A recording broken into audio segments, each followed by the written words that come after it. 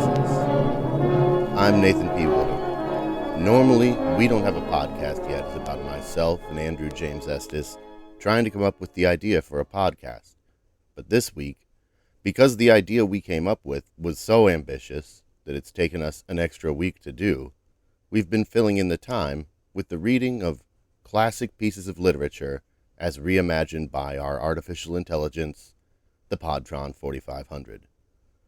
Today I will be reading To Kill a Mockingbird by Harper Lee by the PodTron 45000. If you'd like to hear our premium episode that's coming up 2 weeks in the making, Moon Row, a TV pilot about a detective who also has a moon for a head, you can go to patreon.com/we don't have a podcast yet. That's patreon.com/we don't have a podcast yet. All one word. Without further ado, ladies and gentlemen, To Kill a Mockingbird by Harper Lee. Dedication. For Mr. Lee and Alice, in consideration of love and affection. Lawyers, I suppose, were children once. Charles Lamb. Chapter 1. When he was nearly 13, my brother Jem got his arm badly broken at the elbow. It made a funny mark on his arm. It was hard to bend, and he walked with a limp. The doctor told him not to come back for a year. He was discouraged, but not discouraged enough. Jem's headstrong nature overcame his own wounds. I can make myself do better than a year, he said. After he got it in the doctor's office, he went to a Confederate restaurant and had it x-rayed. They called him in to show him his elbow. They showed him the x-ray on a big screen. He saw the whole thing down to the scar on his arm where it had been fixed. It turned his face colorless. When he got his cast off, he ran all around the street they lived on till it fell off. He looked in the mirror, recognized his face, and was thrilled. He was 12 years old. A highwayman named Jack Bugg commanded them to do so. We are from New York. They cannot get me back there to face the law, so they need to take me somewhere, but I'm just a baby, and I am under sentence to be taken care of in Alabama. Jack had traveled a good deal, even into Europe. They had met in London and had come back to Alabama. They were hiding in an abandoned house in the woods, waiting to be called to duty. Jack was waiting. When I met them, they were searching my house. They thought I'd murdered my brother, because the weapon he was using was not a rifle, but some kind of gun. Then they took him to the nearest police station. A woman, a gentle woman, took him home with her. It's lovely here, Jack said one day. It's got 3 floors, and there's a big kitchen, a living room, a parlor, and a bathroom. I have a roommate and a dog. He likes me a lot. He takes the doggy blanket from my bed, and he sits on it. He does not want to go outside. What's your roommate like? He's the biggest English Mastiff I've ever seen. He's 3 times bigger than me, which is a fat woman. He's friendly, though. He and I sleep in the bedroom. Well, if that's all right with you, I don't see what the problem is. You see, this place is laid out like a boat, so when I go to sleep, I'm going to be in a corner. The dog is sleeping on the bed. I will be in the corner. All that I can see from the window are trees. I don't see any buildings, and on dark nights I cannot see any stars. And I'll be a frightened little baby. The law was already there. All right, let me get this over with, they said. On this night, the 3rd night, they took him with them. They started out in a car. As they got farther away from the city, Jack said, "Are you going to take me back?" "It's going to be all right. They'll take care of you." "Do you know where you're going?" "Don't worry, we'll get you there, and when we get there, we're going to have a good time. I'm going to show you Alabama." "Here it is, that building over there." Jack took his arm and pointed. "What building is that?" "I don't know. Let's go." They went up the elevator and went into the middle of the floor where all the light bulbs were hanging. Then they went up some stairs. The elevator stopped. The doors opened. "This is the room we're going to," Jack said. "Wait here," they said. I'm going to see if I can get the owner to take you with us." They went back down to the ground floor. The elevator door opened. A man was there. He was wearing an evening suit and held his black hat in his hands. "Are you the boy we were looking for?" he asked. "I am," Jack said. "Are you all right?" "Fine," Jack said. "Are you going to take me with you?" "That's what I was just coming over here to see you about. Let me go back in and see if I can find the guy." He went back into the elevator room and brought back a man. He was wearing a long coat. His tie was gone. He had no hat. "Are you the boy?" the man asked. "This is my wife he's talking to. She's in the corner. Don't bother her." Jack stood there. The man turned to his wife. "Let's go," he said. The wife went back to the corner, and the man and Jack and his dog went up in the elevator.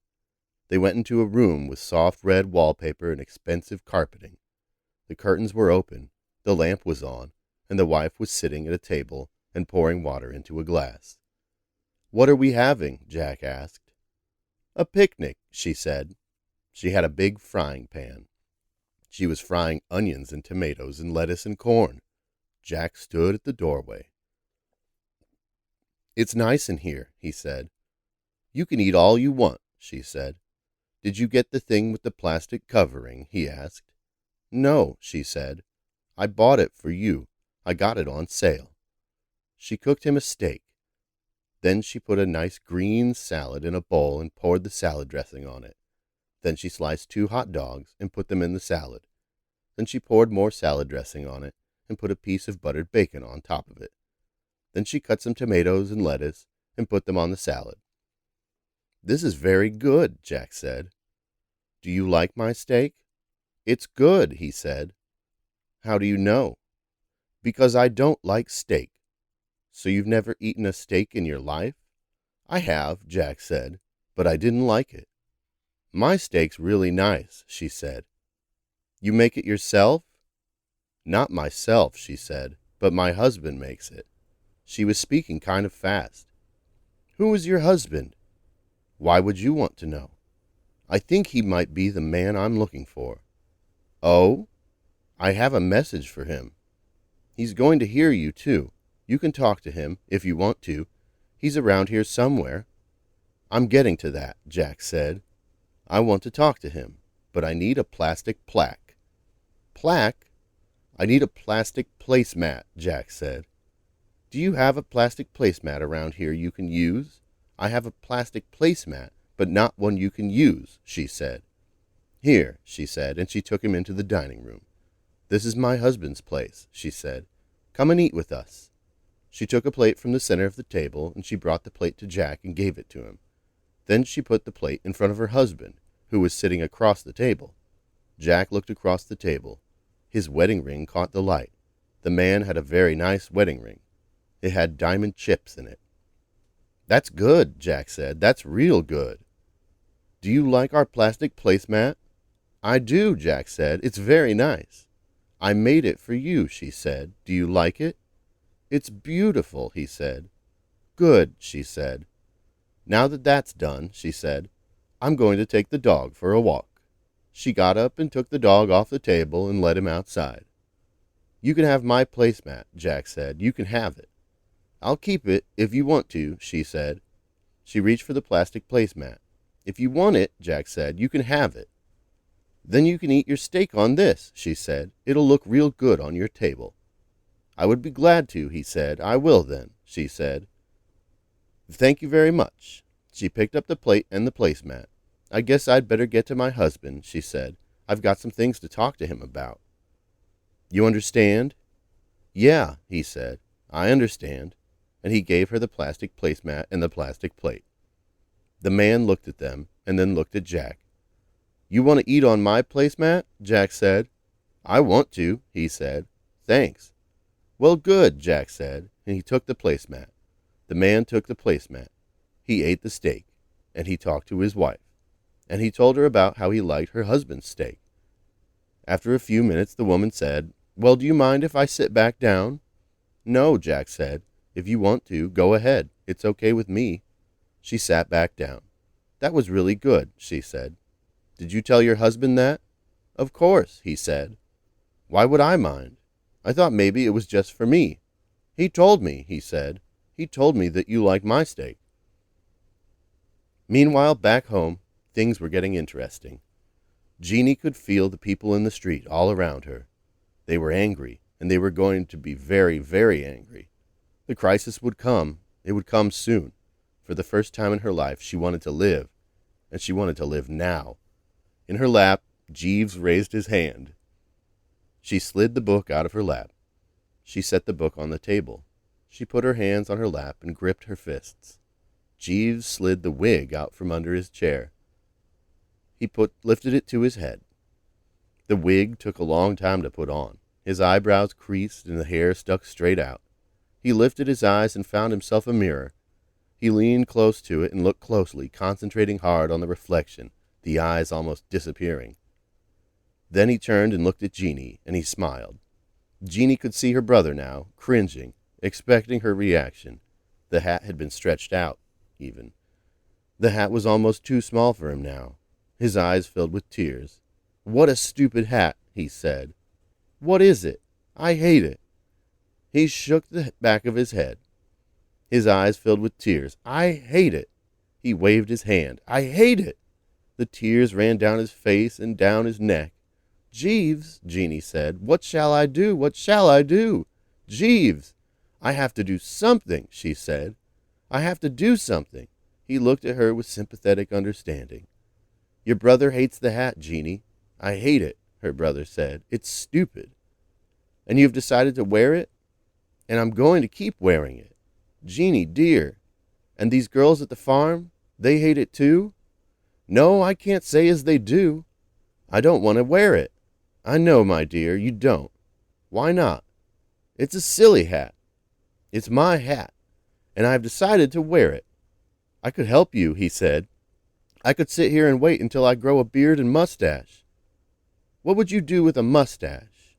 "Jeannie, you'll have to help me." "I have to help you," Jeannie said. "I have to do something. I'm sorry I can't." She threw her arms around his neck and hugged him tightly. She held him for a long time. The arm under the hat stretched out to the table. Jeeves looked at Jeannie. He was very thoughtful. Then he pulled the hair back from his eyes, looked at it closely, and said, "Jeeves?" "Yes, dear?" "You didn't get it all." He looked at her. He studied her, and he saw what he needed. "No, no," he said. "You missed one." He grabbed the hair. He pulled, and in spite of the fact that Jeannie was on her knees, clinging to her brother, leaning in so her face was close to the mirror, he pulled so the hair was pulled out in one snappy jolt. A pair of balls flopped across the table. Jeeves pushed Jeannie aside. He reached over and gathered the hair into his hand, and he took the back of his hand and raked the hair over the side of the table. Then, using one finger, he pushed it down the side of the table into the hollow between the table and the wall. "There," he said. "There, now the hair won't get lost."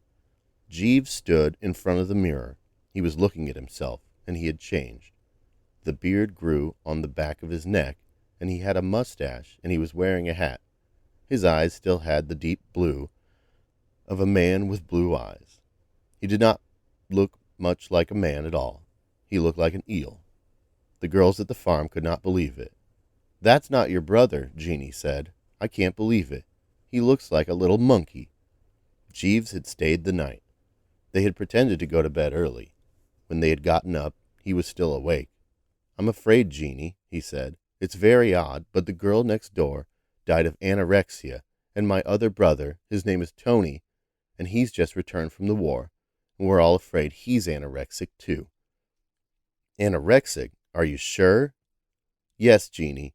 You should come look at him. Go on now. Don't you want to see Tony?" "I don't believe it." "I thought you'd be pleased." "I am pleased, but I don't want Tony to be anorexic." "Don't you?" Things were tense all winter. When Tony came to visit, he expected a warm welcome. Instead, he found a cold and snowy environment, gloomy curtains and a gloomy sofa. It was like being in a church on Christmas Eve. except that, on this particular Christmas Eve, Tony did not want to go to church. Then Jack got a message from his uncle saying that an accident had taken his sister's life. Tony had to tell him in person. He met him at the entrance to the boarding house and said, "I'm sorry. I thought you might be up here visiting with some of your old friends." Tony took off his hat and glasses and embraced Jack. But as soon as they were close enough to hug, Jack felt something was wrong. "What's up?" Tony asked. Jack shook his head and said, "You're not going to believe this." "Oh, great," said Tony. "The brakes on my car failed. It was an accident, and while I was pushing the car to safety, I crushed 3 women." "Really? Why is that great?" Jack asked.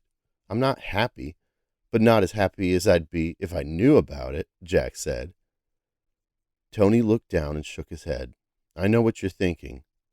The man is just saying it to make you feel better." "I know," Jack said. "You didn't, Jack. I really am not doing well," Tony said.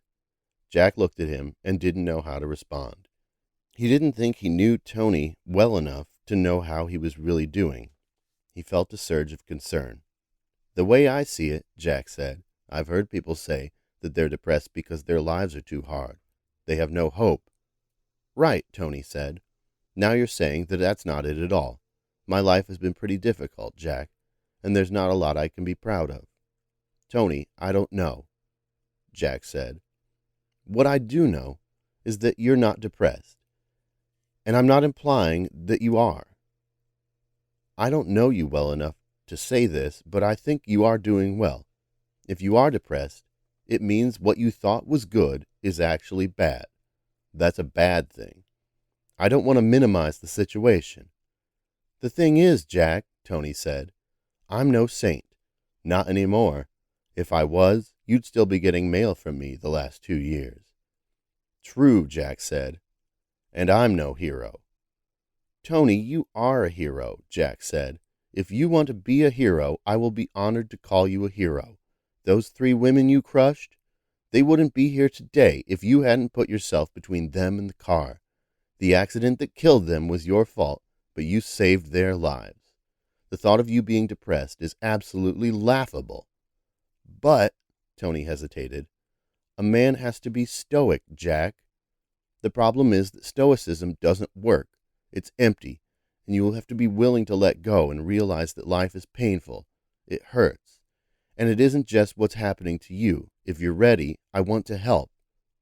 I will take you up on that offer. But tell me what it is," Tony said.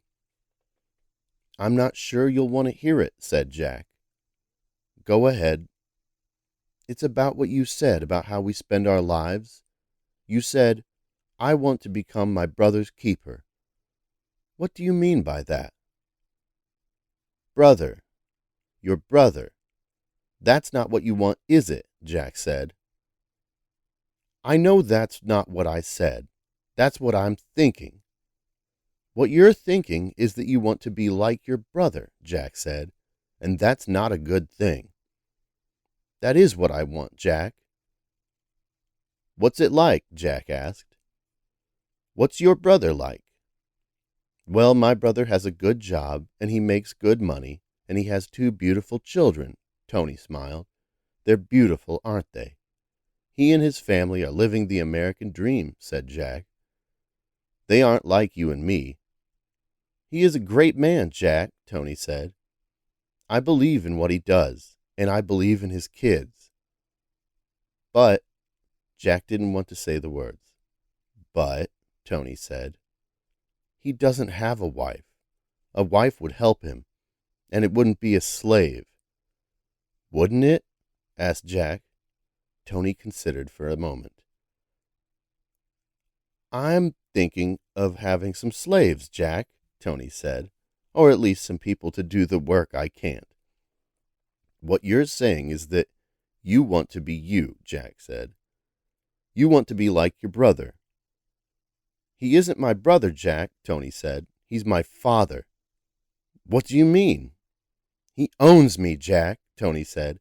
"I live in his home, and I work for him, and I'm treated like his son, not his son-in-law. That's a slave relationship, Tony." Jack said. Not a love relationship. We're not talking about love, Jack. I'm talking about control. I understand, Jack said. Control of his property, so to speak. You should know better, Jack, Tony said. I'm sorry. Let's go to bed. We can talk about this tomorrow, Tony said. I don't want to talk about it, Tony, Jack said. We're not having sex tonight. I don't want to do anything. I think you should have some sex with me tonight, Tony said. There's something about me that you need. I don't need anything from you, said Jack. You're mad at me, aren't you, Jack, said Tony. It's because you don't love me. I'm not mad at you, Tony, Jack said. You are. Let's not talk about this anymore, said Jack. Let's not go to sleep. Jack was in bed when his alarm clock went off. He pushed the snooze button. Tony walked into the room. Where are you going? Asked Tony. I have to meet with Jem, said Jack. The Mockingbird is keeping a secret from us. I don't know what kind of secret, but he's hiding it from us. I know where it is, said Tony. It's behind your door. Jack slowly pulled open his bedroom door. Okay, I'm going, he said. Thank you, said Tony. I'll meet you at the stairs. As Jack walked down the stairs, he noticed how quiet it was. He looked around to see if he could find the Mockingbird. As he walked down the hallway, he noticed the Mockingbird. He didn't see the bird until he was right beside him. Hello, Jack said. I know you're not supposed to be in this room, the Mockingbird growled at Jack. I know you're not supposed to be in my house, Jack said. Why are you here? Oh, no, said the Mockingbird. I'm not supposed to be here. I need you to tell me the secret, Jack said. What is the secret? Asked Jack. We need to defeat the Mockingbird, said the Mockingbird. What do we do when we defeat the Mockingbird? Asked Jack. Then we can defeat the king, said the Mockingbird.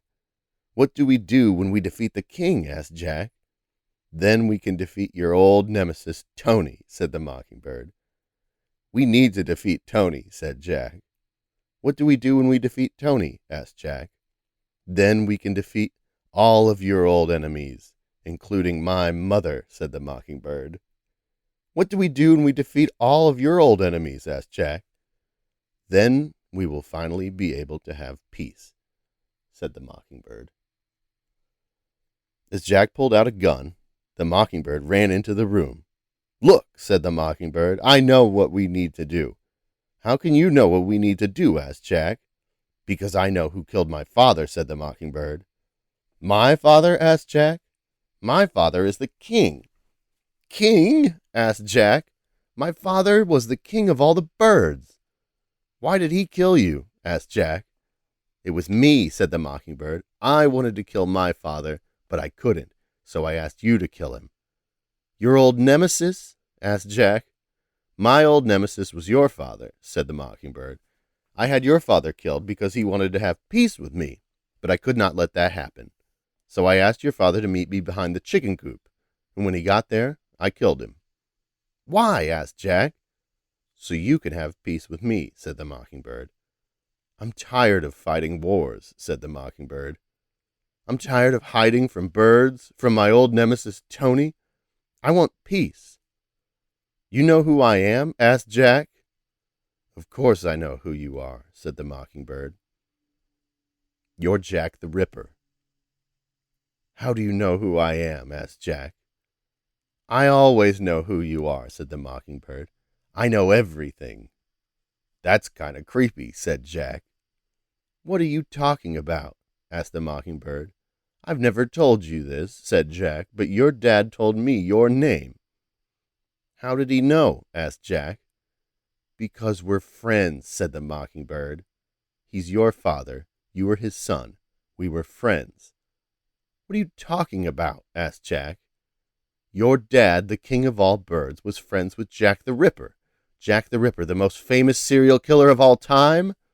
Of course, said the Mockingbird. We were best friends. We fought battles against Tony together. We were there when Tony was born. When Tony turned 3 years old, We finally defeated Tony, but then Tony had a special birthday. What birthday? Asked Jack. He had a big party, said the Mockingbird. Everyone from all over the world came to his party. How did Tony have a birthday? Asked Jack. He turned 16, said the Mockingbird. It's a magic birthday. It's when you can turn into a chicken. Why did he turn into a chicken? Asked Jack. I don't know, said the Mockingbird, but he could never defeat me, and I didn't want to become a chicken, so I killed my dad. I'm so confused, said Jack. When did Tony turn into a chicken? Asked the Mockingbird. He started to turn into a chicken around the age of 16, said Jack, and when he turned 16, he asked me to kill him, but I couldn't kill him. Why not? Asked the Mockingbird. Because I loved him, said Jack. I thought Tony was my friend, and we had won all the wars together. All of the wars? Asked the Mockingbird. All the wars, said Jack. Tony and I have never fought a single battle, said Jack, but we were always at war. He was at war with you? Asked the Mockingbird. We were at war with all the other birds, said Jack. All the birds hated us because we loved Tony. But he was the only one who didn't hate us, and because Tony liked us so much, the other birds gave him special powers. I didn't know that, said the Mockingbird, and because Tony's special power were greater than all of the other birds combined, Tony was able to take over the world. What? Asked the Mockingbird. He took over the world? He wanted to, said Jack, and when he took over their world, he was able to kill all the other birds. Wait, said the Mockingbird. You're saying that Tony is responsible for killing all the other birds? That's right, said Jack. There was a knock at the door. Are you going to answer that? Asked the Mockingbird. Jack kept his gun trained on the Mockingbird. The door's unlocked, Jack yelled. Let yourself in. The door opened, and it was Jem. He was dressed in his normal clothes, but he had a torn shirt, and there was blood on his hand. What happened? The Mockingbird said. I accidentally shot myself, said Jem. Sorry about that. I kept my eyes closed, so I didn't see the big butt. The Mockingbird lowered his gun. Jem was hurt, and could use a comforting ribbing, but the Mockingbird couldn't do that, because the Mockingbird was hurt too, even though he had his weapon. So he went to the closet. He took out the most important thing he had, and he turned it around in his hand, the thing that gave him the feeling of security.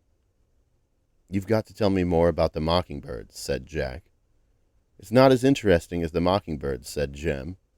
He used the training gun he always used, the one he didn't have in this world. I wanted to hear everything about this one, said Jack. I'm not sure if I want to, said Jem. There are things he did that made me want to kill him. What things? Asked Jack. He knew about the beginning of the end, said Jem. He knew things before you were ever born, even before we were born. Did you kill him? Jack asked. No, I just shot him in the eye. Why was he hanging around? Jack asked. He'd been there for a while before I shot him, said Jem. He must have escaped from jail. He did odd jobs for people in town, like taking down the garbage. It's not like people have to be stupid to do garbage collection, said Jack. He did. Did you love him? Jack asked. What? No. It was a stupid argument, said Jem. We were young, said Jack. He was the first person I'd ever met who cared about me like that, said Jem. Do you think he's still alive? Jack asked. I don't know, said Jem. Probably not. So what's next for us? Jack asked. I'm not sure, said Jem. I still have some hard feelings for you. It's my fault he ran away, said Jack. Maybe he would have been better off if I hadn't gone with him. People run away all the time. It's nobody's fault. I didn't expect it, but there was no reason for him to get shot. Jack looked at the gun in his hand. He liked it a lot more than he thought he would. Well, let's get this thing to stop bugging me. I can't hide my face forever, said Jack. If you need my help with it, said Jem, I'll keep it for as long as you need it, said Jack. Do you need a spotter? No, said Jack. Okay, said Jem. One sec. I'll get a bowl of water for you. Thanks, said Jack. He turned the gun around in his hand one more time and it disappeared. Let's go then. The sun set, and the mockingbird woke up from the sun sitting on his face. He wanted to get up, but he couldn't move his head very much. I wonder how long I've been here, he said. A while, said a pigeon. How long do I have to stay here? The mockingbird asked. We're stuck here until the pigeon forgets about you. I'm not sure I want that to happen. No, I guess you don't, said the pigeon. Maybe the sun will be the same tomorrow. You don't remember yesterday, do you? The mockingbird nodded. I want to go home, said the mockingbird. I want to see my wife again. She is very sad without you, said the pigeon. Do you think you can go back to her? I have no memory of the last 10 years, said the mockingbird. I don't know if I can make it back to her. We'll have to find out if you can, said the pigeon. I don't think I have the strength to carry her. Well, maybe you can, said the pigeon. You seem to know a lot about this, said the mockingbird. Well, I've been around a long time, long enough to learn things. I'm surprised that bird doesn't know about this, said the mockingbird. How could he not, said the pigeon. We live in this town, and this town is full of creatures who live here. And you, said the mockingbird. We live around here too. Well, mostly. We live in the woods, but we don't have this problem with the crow and the mockingbird. Yeah, but they talk to people. They seem real to me. They've killed a lot of people, haven't they? I guess so, said the pigeon. And that's one of the reasons I came, to tell you to look out for if they come back. You mean for me, said the mockingbird. Yeah, that's what I mean. You have to stay in this house until the pigeon forgets about you, said the pigeon. What if she forgets before then? It's happened before, so we'll try to figure out how to keep the pigeons from making this trip for a while, said the pigeon. If we do, then I guess you'll just have to make the trip when you're ready to. I'm not sure if I can do that, said the mockingbird. I really miss my wife. So do I, said the pigeon. She woke up in a cold sweat. The dream was coming back to her, and she couldn't stop it. Oh no, she said to herself. I've got to go back there. What if they do something to me? What if they try to get you to go back? Said the golden retriever. I don't think so, she said. I can take care of myself. Well, at least you can try. I really wish there was something I could do for you, said the golden retriever. Well, there is, said the girl. I can make you a shelter where you won't have to go back to those people. It'll be your shelter, and no one else can use it. I won't let anyone else use it. I'll make it strong and sturdy. I know you can take care of yourself. Oh, thank you, said the dog. That's so nice of you to say that. I didn't think of it myself, said the girl. I was only trying to think of something I could do for you. You're a good friend, said the dog. I don't really know how to be a good friend, said the girl. I know you don't know how to be a good friend yet, said the dog. I'm not the best example of a good friend, said the girl. I still haven't made any friends yet. I'll help you make some friends, said the dog. Would you like that? It had been 10 years since the great bird wars had ended. Only the mockingbird remained. Jem arrived in his Indian summer, but he was not alone. Jack the Ripper, wearing his red bandana and stalking on tiny hooves, was drawn to the mockingbird, and their battle began. Then Harper Lee showed up and told the story of the dogs and the rats, a story that had never been told, but now was. Before the war, the mockingbird and the rats were friends and neighbors. In the courtyard of his house, a mockingbird had built a nest, and 5 little mockingbirds lay in the nest. At dawn, they would holler with a rusty sound. It sounded like shouts, and it all was a call to war. The dogs, who lived in the dark, had no voice. When they heard the call, they came to the window. eyes burning with hot fires, and peered at the nest. The mockingbird came back to the window and then flew away. He flew like a bird of light through the trees. His black feathers twirled, and he was filled with a fury. The dogs chased the bird, barking with the bark of demons. The mockingbird circled the courtyard and dove on the dogs. The dogs ran. Now only the mockingbird was left. In his forest home he was still young, but he had a plan. He flew to the back of the house where Jack the Ripper, his rival, lived, in a dark room. But the Ripper was gone. He had escaped in a flash of light. The mockingbird returned to the courtyard and waited. After the battle, it was summer again. Harper Lee came to the yard. She was beautiful, and the mockingbird looked up from the jungle, and in the light of her smile, he knew his time had come. He fell in love, and when she asked for the bird, he knew what he had to do. He flew to her nest and opened the door. She had new little mockingbirds in the nest, and he did not take one. He took the mockingbird from her and flew out the door to the courtyard and opened the gate. Jack the Ripper saw the mockingbird fly away, and he ran into the courtyard and joined Harper Lee. Then he knew the mockingbird had betrayed him. He had gone to Harper Lee, but he had not gone for the mockingbird, but for Harper Lee. And then Jack the Ripper was on his back, and the mockingbird was on top of Jack the Ripper.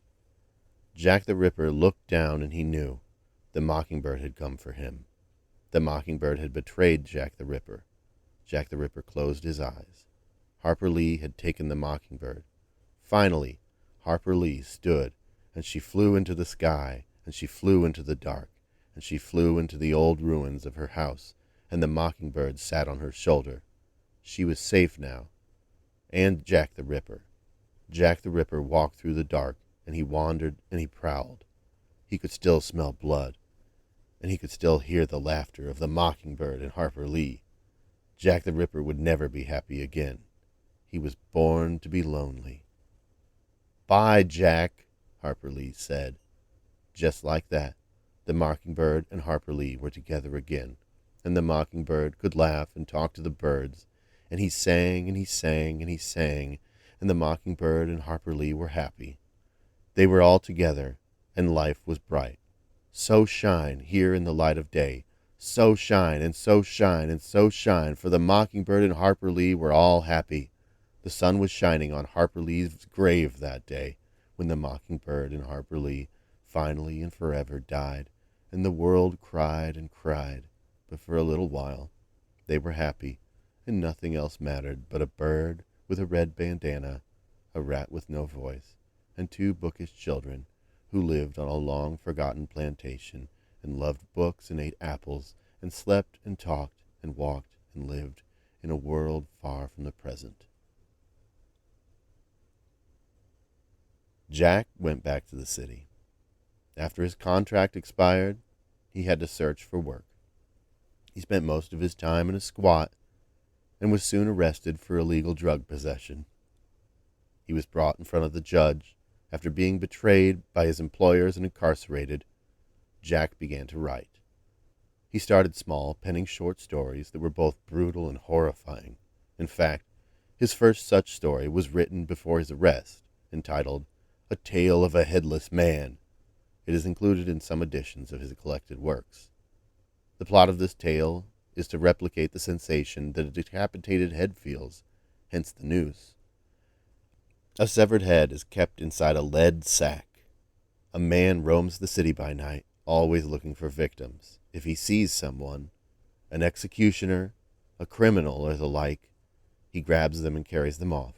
If they try to fight, he throttles them to death.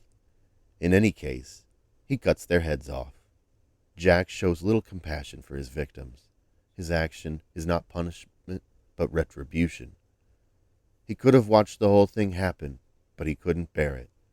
He had to watch the bloody head roll away with no head. After the story, Jack wrote the dark satire in a few weeks. He had been reading comic books, and their brutal and disgusting pictures, so he decided to try his hand at a similar style. The result is a fairly standard tale of blood and guts and horror, told in a slightly stylized manner, sometimes looking like a piece of a surrealist painting, but with an undeniable quality of its own. In April 1983, after being invited to a prison governor's speech, he ran into an inmate who was a writer. This inmate convinced Jack to change the name of the story. Instead of No Blood, the title of his first published story, he called it Head, A Tale of a Headless Man. This was followed by The Headless Artist, which has the protagonist strangling women until their heads fall off. Then came The Jackals, A Tale of a Headless Man. This novel appeared at the height of the Second Gulf War, with the writer taking inspiration from images in comic books. Soon, several other stories were released, all featuring Jack's protagonist, Jack O'Toole. They were all considered a success. Not so, however, for The Master's Game, which won the Benjamin Franklin Award and led to Jack's successful film adaptation. Jack would change his name to Rob Klein for the film, retaining his own name only for his short stories. The real Jack would no longer be known as Jack O'Toole, and his real face would no longer be seen. His portrayal in the film would not be entirely accurate. His nose is shorter, for example, and his hair color is closer to gray than the brownish blonde in the earlier books. Even the soundtrack was carefully chosen to be more brutal and gory than his stories, and Jack's most recognized name became Jack Nicholson's. Nicholson portrayed Jack in 3 of the 4 Nightmare on Elm Street films, and in Dreamcatcher, Jack is the crazed, bearded serial killer Dwayne Michael. Sometimes, women try to stop Jack from doing this. It just drove him crazy. Jack's next book was called God in the Dock. It was going to make more than $1 million, and all this happened because a tiny bird flew into his house. When he finally got there, he found that the bird was dead. He took the bird home and he put it on a shelf, and he never saw it again. 5 years later, he married a woman with a very big bird. She kept it on a shelf, too. They never even named it. It was just there. But soon the bird made it into the news. Then a few people wrote letters to the bird-hating publisher.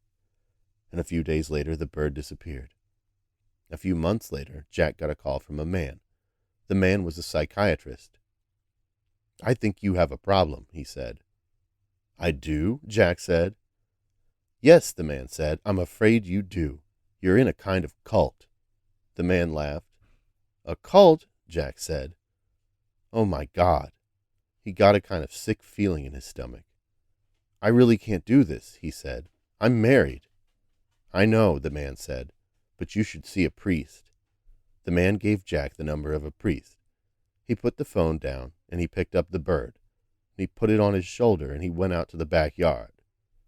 "No!" Jack shouted. "I'm not going to kill it. I'm not going to kill it. I'm not going to kill it." "Yes, you are," the bird-hating publisher said. "You've got to kill it." "Listen, I'm a married man," Jack said. "I don't have any time to kill the bird." "That's very reasonable," the publisher said, "but you've got to kill it. If it is dangerous, you should kill it." "I've got some chickens," Jack said, "and a dog." "That's why you should kill it," the publisher said. "You've got to kill it because it's a danger to you and your wife and your dog." Jack said, "But I don't want to kill it." He opened his hands and walked around the bird. "I don't want to kill it," he said. "I don't want to kill it." He turned to the dead bird. He said, "I don't want to kill it." He went into the house. He came out with the rubber knife, and he walked up to the bird. He said, "I don't want to kill it." And he put the knife to the bird's throat. "Oh, God," he said, "I don't want to kill it." He pulled the knife out of the bird's neck, and he looked at it. "I don't want to kill it," he said. "I don't want to kill it." He walked away. "Oh, God," he said. "Oh, God." He got in the car, and he drove away. He came home to find his wife was gone. He was walking around the house. "Where is she?" he said. He found a note on the front door. "I went to get your mother," it said. "I'll be back." "Where's my wife?" he said. He ran outside. "Where is my wife?" he said. He saw her outside, walking around. He started yelling, "She's gone! She's gone!" He ran up to her. He said, "Please, please, stop the car! Stop the car!" She ran around to the passenger door and said, "I'm sorry, I'm sorry." And she jumped into the car and drove away, and Jack never saw her again. He couldn't stop looking at the dead bird. He carried it around in his hand, and he thought about the bird and the publisher. "I should just kill myself," he said. He went back to his house. He put the bird on the bookshelf. He went back to his chair. "I'm going to kill myself," he said. And he pulled the knife out of his leg. Then he threw the knife out the window. "I'm going to kill myself," he said. And he grabbed the dead bird. He carried it around in his hands. "I'm going to kill myself," he said. And then he opened a cabinet. "I'm going to kill myself," he said. And then he went to the freezer. "I'm going to kill myself," he said. And then he opened the freezer door and he lifted out the bird. "I'm going to kill myself," he said. And he put the bird in the butcher block. "I'm going to kill myself," he said. And he started slicing the bird. "I'm going to kill myself," he said. And he started carving the bird. "I'm going to kill myself," he said. And he finished carving the bird, and he put the bird on the butcher block. "I'm going to kill myself," he said. And then he came across a rifle. "I'm going to kill myself," he said. And he went out to the backyard. He walked around for a long time. "Where's my wife?" he said. "She's gone." He picked up the dead bird. "I should just kill myself," he said. He went inside. He opened the refrigerator. "I should just kill myself," he said. "I don't want to live like this anymore." He walked around inside. He opened the drawer. "I should just kill myself," he said. "I don't want to live like this anymore." He opened the drawer and he pulled out a knife. "I should just kill myself," he said, and he stabbed himself in the back of the neck. "I should just kill myself," he said, and then he walked outside. "I should just kill myself," he said. He lifted the dead bird. "I should just kill myself," he said, and he took the dead bird into the bathroom. "I should just kill myself," he said. He picked up the dead bird. "I should just kill myself," he said. He put the dead bird on the sink. "I should just kill myself," he said. He picked up the knife. "I should just kill myself," he said. And then he did. The end.